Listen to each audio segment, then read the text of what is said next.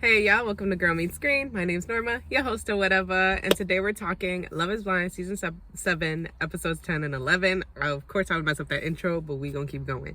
This is gonna be a bit more of just like a chatting with you video. I had notes for episodes 10 and 11, went to film this video yesterday, realized I left them at work. I was gonna wait till Monday, but apparently there was some tea that came out last night. I've already watched it, I already kind of have my opinion on it. And so I was like, I'm just gonna make the episode today, and like I said, it's just gonna be kind of chatting. We'll just talk like couple by couple and like what happened with them these episodes. Let's start with Nick and Hannah, because spoiler alert, they do end in these episodes. So we start with them. Actually, episode 10 picks up with them at a photo shoot. Pretty wholesome. Not a ton happens in that conversation. Just Hannah being like, yeah, I'll keep the bookmark picture because I read and you don't. Her digging at him as usual, really nothing majorly different there. Then we have a scene after that with them. They go on some sort of like one of those adventure place dates where it's like you like walk the zip line and do like different physical activities or whatever. I don't really know how to explain it, but y'all know what I'm talking about. So they have a date there, and then they sit down to talk, in which she's berating Nick, and Nick kind of mentions like, you know, I kind of feel like you think I'm like lower than you, lesser than you, and I just want to be treated as an equal. And she says, you will be treated as an equal when you act like an equal. Like, no. No, like, what is going on here? And like I keep saying, it's just like, I don't want it to sound like there's something wrong with Hannah wanting what she wants. It's just that you know that man is not that. And then you continue to say like you love him, and then berate him, you love him, and then like bash him. Just leave. End it. Thankfully she ends it by the end of this, but my goodness, she beat the man down. It reminded me, a lot of us have been saying Cole and Zenab, but it genuinely reminded me of them because of like who Cole was and who he was by the end of that shit. Same thing with Nick, like just beating that man down for having parents who love him. Like, let's be real. It's not to say that like my parents love me and I was broke as shit, like but like that's essentially what you're beating him down for, that his parents loved him enough to like let him chill. And honestly, I'm gonna do that same thing for my kids. My kids can live with me as long as they want. Personally, I would say live with me until you're like getting married. Save that bread. When you find somebody and you get married, and then you move out. Don't spend, like, what do you need to spend your money for? And I know at that age, honestly, Nick was smart. If I could have a do-over and end up like here, obviously with my same kids, my same husband, etc. But if I could have a do-over financially, I'm living with my mom till death do us part. Although my mom did request rent at some point. So I don't know that. I mean, it would have been less than what rent is. So there's that. But anyways, beating him down over and over. It's just embarrassing at this point for her. But so then we have, and I might be missing some things in between, but not major things. And with them, it's the same shit. Her berating him and him just taking it. So we move into the couples party where, or not the couples party, it's the party where they get together and then all of other cast members come so everybody can see the people they were talking to and all that good stuff. And so before it, Nick mentions that he wants to see Katie, I think it was. I'm pretty sure it was Katie, that he wanted to see. He was like a little bit of closure. He's like, well, not closure, but just to like meet her, talk to her, see her or whatever. Because that was his number one, but then she like let him go, and he ended up like really vibing with Hannah, which is so interesting because we didn't see that. So I was like, oh, he had a different person as his number one. So at the party, he meets her. Now I will say, their conversation seemed very flirty, and that might have had a lot to do with editing. Like maybe it was being said in different contexts, and I'm not making excuses. It was just strange to like that, because it started off really flirty and then it got really deep, and like the way it happened was weird. Like it just was like off. It didn't seem like a natural conversation. But essentially Katie ends up speaking everything into him that Hannah has been, but in a way of speaking life into him. Like Shorty was speaking life into him. She was like, you are great. Like you're this, you're that, you're this. The only critique I have for you is to stop leading with your charisma, with like the suave, flirty guy, and to lead with like the goodness in you. All Hannah needed to do was like have that energy that Katie had, right? They always say like a compliment sandwich when you're like a teacher or working at a daycare and you're going to tell the parents about how the kid, whatever it is, like compliment sandwich, right? They were da-da-da-da-da. They could improve on, but they're so amazing and kind of squishing it in there. That's how you do it. That's the best way to deliver news to anyone, okay? Kids and adults. And so we have that. They get home. She's fighting. Oh, Hannah the whole time. I forgot about Hannah. Hannah the whole time is talking to anyone who will listen about how Nick won't eat the cat. How he doesn't please her sexually. And it's just, I feel like that man made it clear to you he did not want you talking about his sexual escapades. And here you are talking sexual escapades. Like, what is good with you? Something is wrong with her, seriously. And I was just watching a TikTok which was like, okay, you need to go make this video and talk. Basically, people speaking on Nick and his image, him talking about having a brand, how I'm getting ahead of myself, but Hannah does point out that, like, he said, oh, so what are we gonna say on camera, when she ended it. And yes, it's clear he did want a specific brand out there for himself. It's clear he wanted to portray a certain image, but I don't believe that that was coming from an ingenuine place. Like, I don't believe that it was just like, that's all he was worried about, that's all he was thinking about. Because I could see that he truly did enjoy Hannah and was trying to enjoy Hannah. Like, so I don't know. I don't really know that you could convince me that, like, that's all it was about for him. But also, like, that, let me get ahead of we'll get back to this in the last moment with them or whatever. But yeah, so Hannah's at the party doing that. She's talking to people about how, like, oh, the way him and Kitty are talking, I don't like it, I don't like it, I don't like it. Which, if you couldn't hear she couldn't hear the conversation. So it was weird of her to have that reaction, but it was giving very much Chelsea from, I think, last season, right? Like, super chill, super chill. I don't care, whatever. Yeah, talk to her. Look at her butt. Yeah, Jimmy said you got a great butt. And then being mad about it, crying about it later. So, of course, they get home. Hannah's drunk, talking, talking noise to him. Like, what were you guys talking about? Yada, yada, yada. My bestest friend in the world. Like, baby, that's not your bestest friend in the world. You don't know her. You don't know her. I think it was just her drunkenness talking. I can't wait to hear Katie. I gotta look her up on social media to see if she's talking about that whole bestest friend in the world thing. Because, girl, what? So yeah, she's basically going at him about it. He's like, girl, if that's your best friend, ask her. Like, I didn't do nothing wrong. I don't understand what's happening here.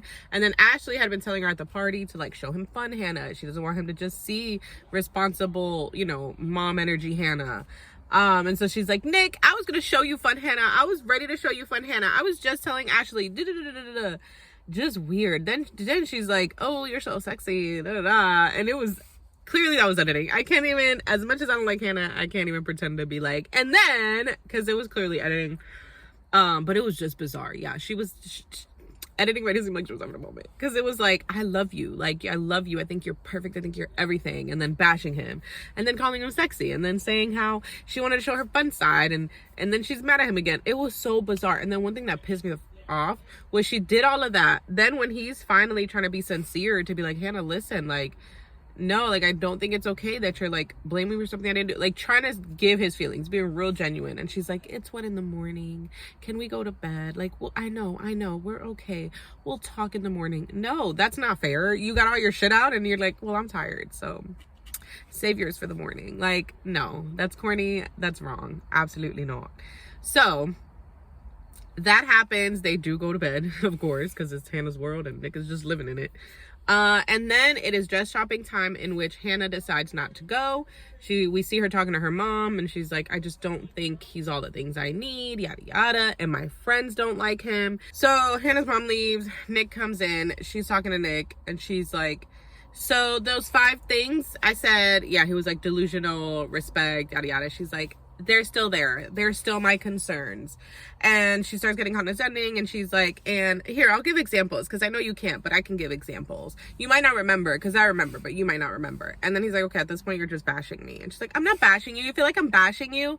And so she's talking to Noise. In her confessional, she starts saying, she's talking to Noise, and then in her confessional, she starts talking about how when she called him, he was like, okay, so what are we going to say? She's like, he was just worried about the cameras, and I don't even know who he is anymore. She tries to present it as if Nick is, like, just worried about the cameras and his image. Which, like I said, I don't believe is the case. And I also think she was just trying to, like, paint him in as bad a light as possible before she left, so that she would seem like the woman scorned for whatever reason. Which I think was lame, if you ask me. And to be like, and then she was like, he's just so manipulative. I don't even know if he really loved me. I don't know Nick at all. And I think that's so stupid of people. I feel like we always think that because somebody isn't like biting back and like arguing with you or being super passionate speaking, that like, oh, they're not being genuine. They just don't want to like, she's like, I wanted emotion. I wanted real talk from Nick. And it's like, that is his real talk. Like, maybe he's not like you and like arguing and like always having something negative to say about people. Like, because that's one of the things I struggled with my husband. Not the way Hannah does, but he doesn't really like, things don't really bother him. There we go. That's what I'm trying to say. Things don't really bother him.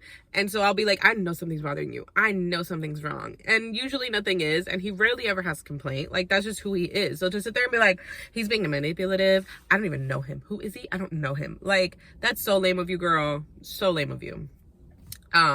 So that's kind of how they end. He just basically finally stands up for himself and is like, I don't agree with anything you're saying. Like, nothing felt good enough for you. Like, I wish this was it. I guess it's not. Basically, was how that was. But yeah, it was just a lot. Oh, and I totally forgot that we got the famous, I turned you to a boy to a man. Okay, she meant from a boy into a man, which is hilarious. You've only known that man for a month. No, you didn't. But okay, girl, you taught him how to boil pasta, and so now you turn him from a boy to a man because of that.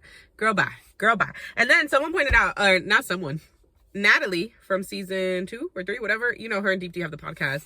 She was like, I felt like she didn't actually know what she was talking about, and I felt like she just thought it would sound good to talk about stocks and bonds, because she was like, the way she was talking about it was not like a person with that knowledge. And then Natalie started spitting a bunch of, you know, glossary terms for stocks and bonds. I don't know them because I don't.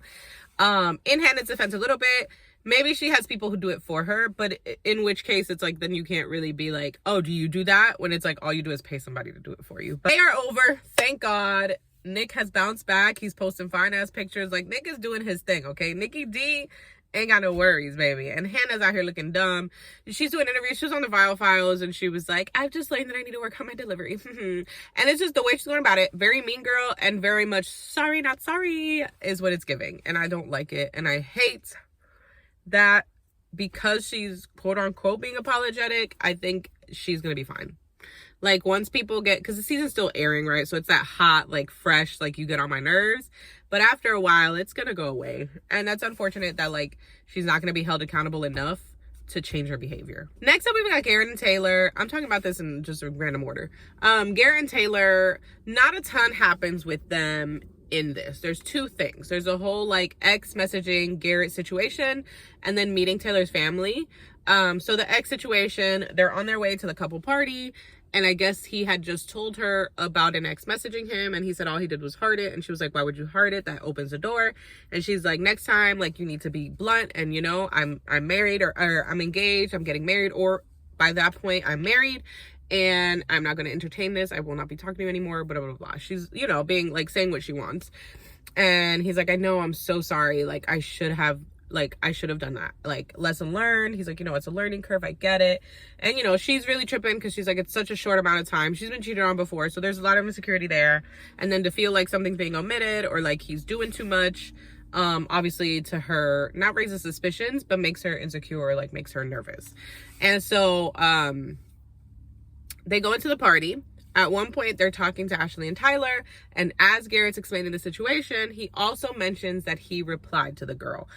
His reply sounds very much like what she wanted him to say when she was telling him, this is what you should have said. But she's like, wait, you replied? You said you only liked it. Like, what the heck? And I think he told, okay, here's what I'm thinking happened, right? Timeline of events, because we didn't see what happened. We saw them talking about afterwards. I think what happened was he told her about it, saw her reaction, and he was like, I am not even going to tell her that I replied to this. Like, I'm just going to tell her I liked it. I hearted it.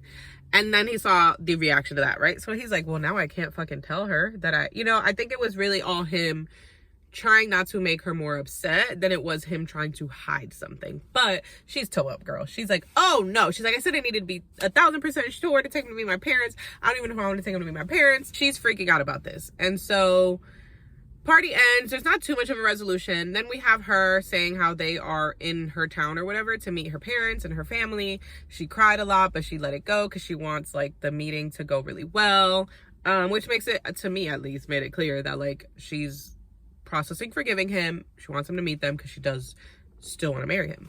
And so he meets the family. It goes great. She shows this little video, which I think is so cute to me because they didn't want to be a part of the experiment. They didn't want to be on camera. And then they do.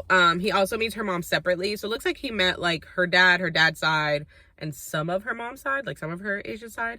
And then they meet her mom by herself. And her mom is saying how like she, talked her dad into it, was kind of like, they're grown-ups, they're gonna do what they want to do, and we should just like be grateful that they want us to be a part of what they're doing, which is such a beautiful way to look at it. I love that for her, and I agree completely. I think that it is such a beautiful thing for your kids to just want you to be a part of what they're doing.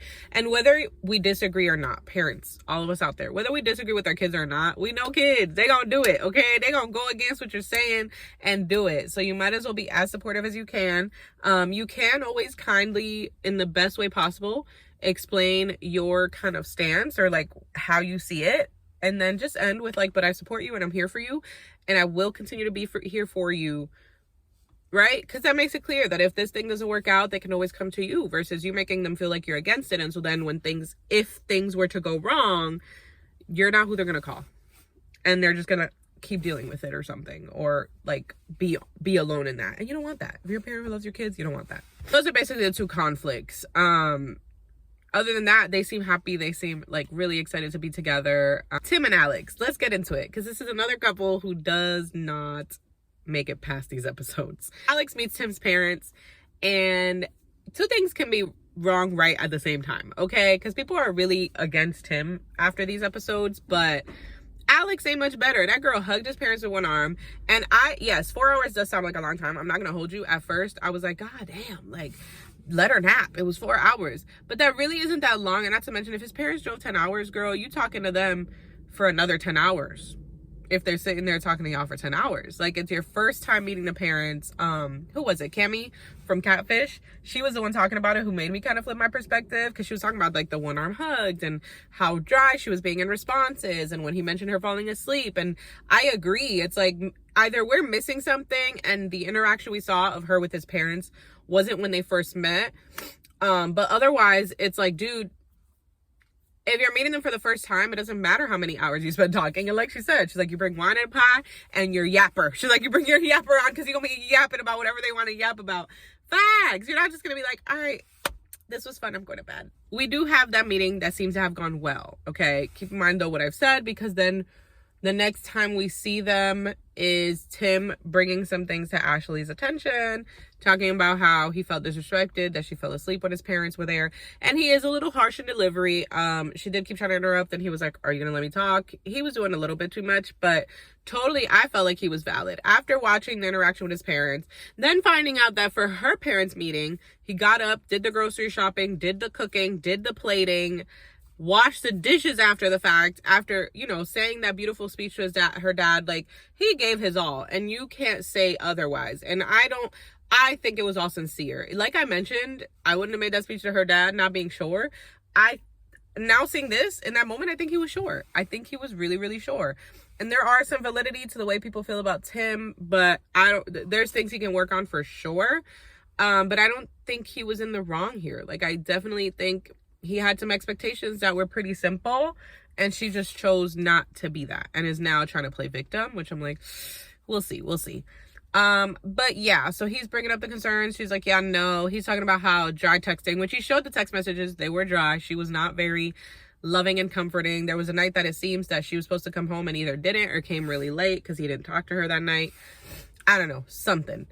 And yeah, he's basically like, yeah, at this point, it's a no for me. It's a no for me, dog. And then he's out. She tries to be like, is your mind made up? Can we talk about it? And he was like, my mind's made up. She said, okay. And he peaced out, girl. He said, and I think we can both agree that I never want to see you again. Which, goddamn, Tim. Damn. He was a little intense. I'm not going to hold you. He was a little intense. It was a lot. That is the end of Alex and Tim. We do see them at that little couples party thing, but there's no interactions. They're kind of just ignoring each other there. Honorable mention, Monica does come to the party. Steven does not, if my memory serves me correct. Marissa and Ramses. Y'all, I'm sick of it. I'm sick of it. End this relationship. And that's it. Let it be done, please. Now, I have very unpopular opinions when it comes to these two. People are very defensive of, like, Ramses turned into, like, all the, modern man, progressive man went out the window, like, when sex came into it. And I think while there's some validity to it, I also think it's interesting. There's a lot to be discussed about double standards, where everyone is a defensive of Marissa. Like, she shouldn't have to do anything she doesn't want to. He should be understanding. It's her body, her choice. She don't want to go on birth control. He better wear that condom. Da da da da da. And I think it's a double standard situation, because if she's allowed to want him to wear a condom, why isn't he allowed to not want to have a condom on with her? Does that make sense? I know it sounds like it doesn't, because it's like, oh, well, if you don't want babies, you need to wear a condom if you don't want to be on birth control, yada, yada, yada. Or, here's a thought. If we can't agree and come to a compromise that makes us both comfortable, we just don't be together. And he can go find a girl who doesn't mind being on birth control so that they don't have to use condoms. And she can go find a man who will wear a condom because he doesn't mind that she doesn't want to be on birth control. It is that simple. I promise you it is that simple. It is.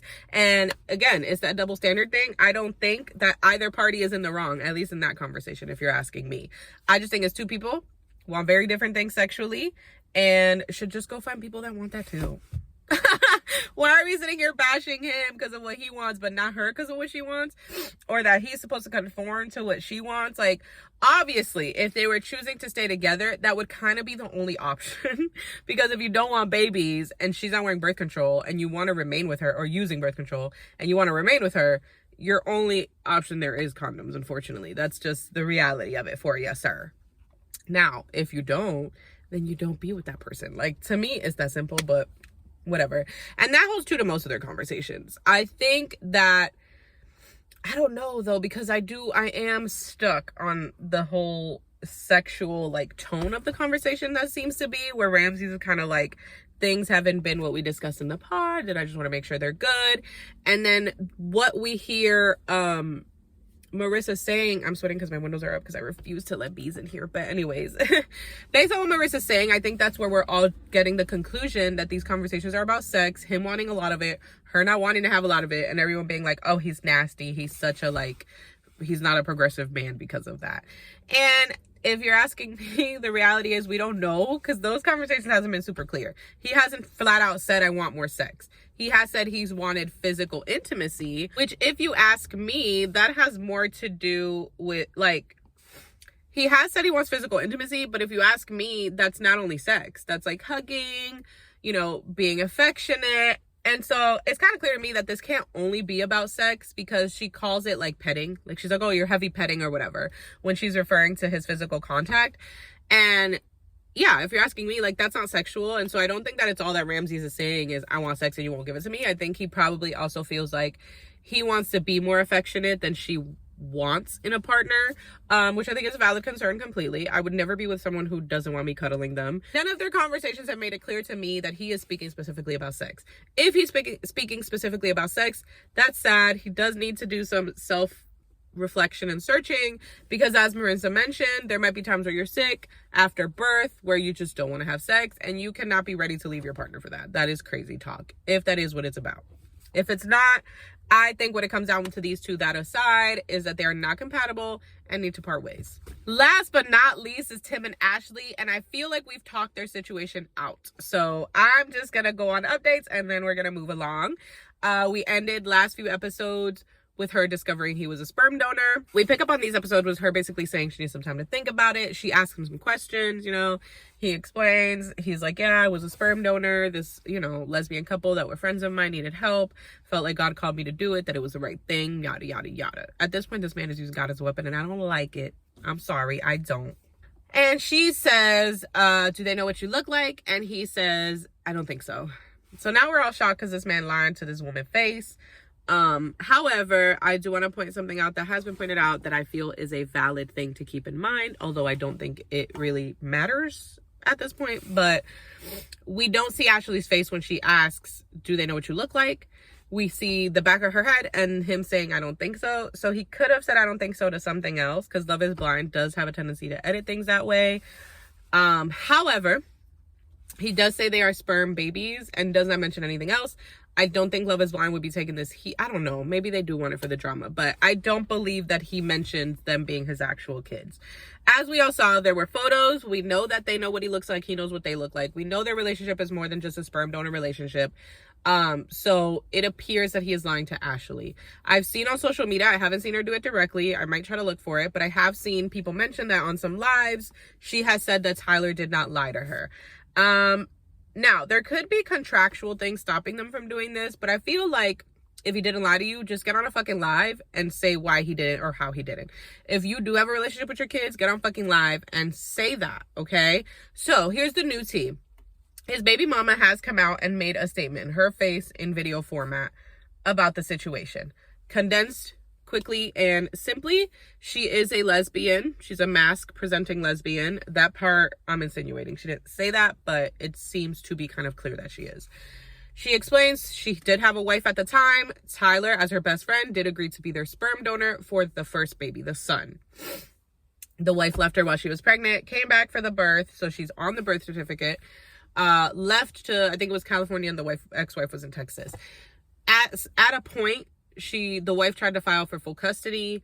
Around that point is when Tyler becomes involved. It seems to me like maybe it might have been him becoming involved. Like he did want a part in this child's life because he like made the child, and also it could help her case maybe to complicate things a little bit. Like the child does have a father here. So although the wife is on the birth certificate, like maybe it would help. Who knows? She didn't say that. That's just my own speculation. But yeah, so that one was a sperm donation situation. However, he wound up texting her, expressing interest in being a father figure to the child because he did not want a child of his to be raised in a one-parent household. So I guess once he found out the ex-wife left, he was like, oh no, this kid's gonna grow up the same way I did. Becomes a part of that child's life, and then she mentions that the twin girls were not planned, made by surprise, naturally. She explains it's been difficult to live with that truth because she has presented as a lesbian, been a lesbian all her life, and that was a hard truth to accept because she knew what that would look like to others, and obviously the inner turmoil and struggle within herself.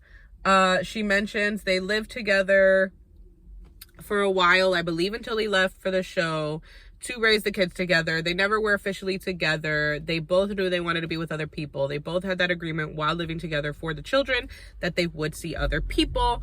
And then he left for the show. She mentions that when he got his phone back on the show, she sent him, asked him when he was coming to see the kids, sent him updates about the kids. Said he was acting a little bit weird about seeing the kids, so it was strange, but she wasn't, fully like thinking something crazy about it. And then she saw him delete his Facebook, and at that point she knew what was going on. And she basically is just sad that her kids have been reduced to sperm babies by him. He didn't call them sperm babies, but they were sperm donor babies.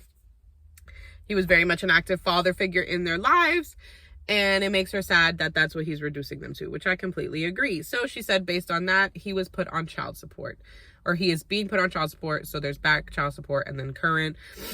She's also petitioned to change the twins' names, and she said that was so that they would have the same last name as their brother, and not so much to do with this is proof that he was just a sperm donor parent.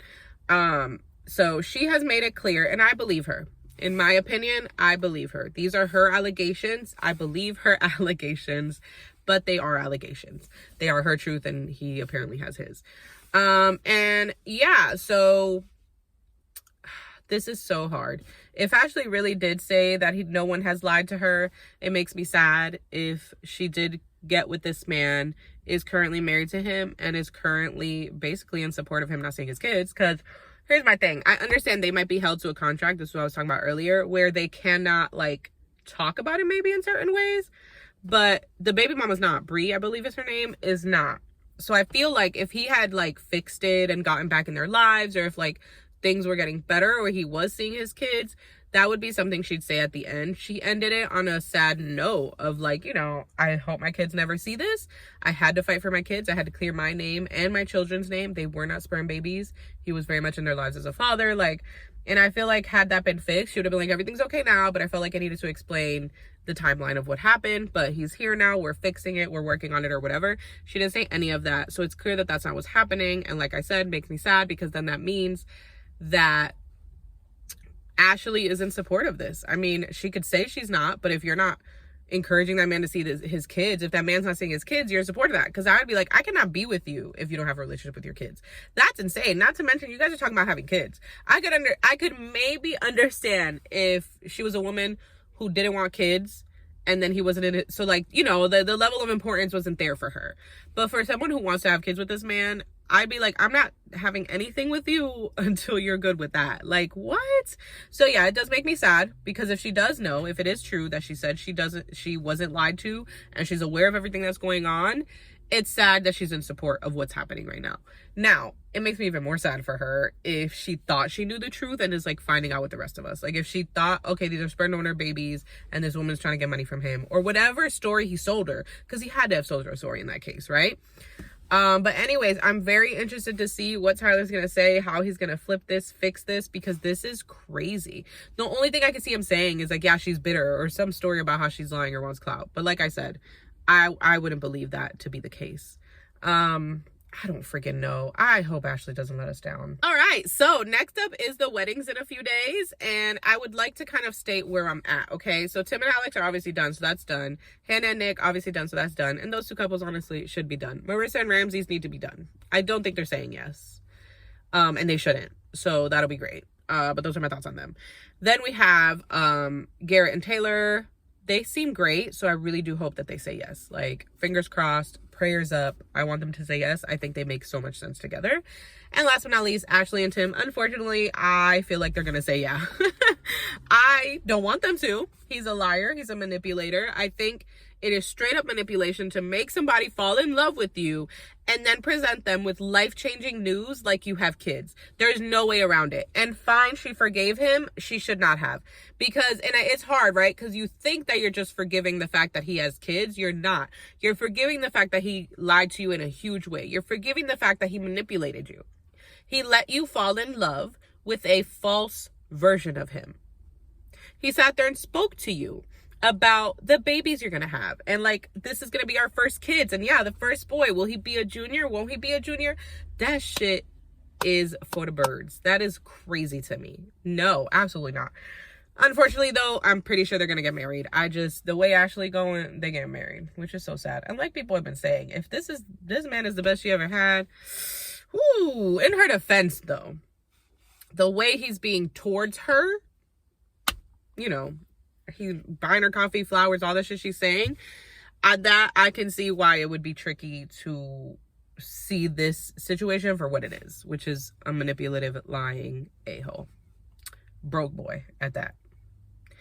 Anywho, hope you guys enjoyed this little rambly chat and review. Like the video if you did. Comment down below. I need your thoughts on all the couples that are remaining right now in the comments. Subscribe for more content like this, and I will catch you in the next one. Bye!